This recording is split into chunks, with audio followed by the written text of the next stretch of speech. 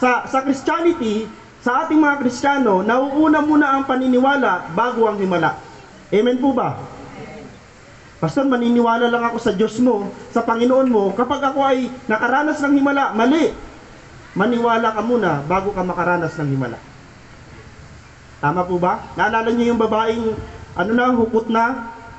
Naniwala muna siya bago siya gumaling. Paglapit pa lang niya kay Jesus Christ, papalapit pa lang siya, pag-touch pa lang niya, anong puwersa nung laylayan ng damit? Wala naman. Sabi ng iba, yung laylayan ni Jesus Christ, napaka-powerful. Sabi ni Jesus, hindi. Ang powerful doon, yung faith ng babae. Kaya dumaloy ang kapangyarihan galing sa Diyos dahil may pananampalataya na tinugon yung kanyang kapangyarihan. Gusto mo bang maranasan ang kapangyarihan ng Diyos? Kapatid, ikaw ang susi. Paano? Pananampalataya. Lord, gusto kong maranasan ang himala sa buhay ko. Kapatid, maniwala ka.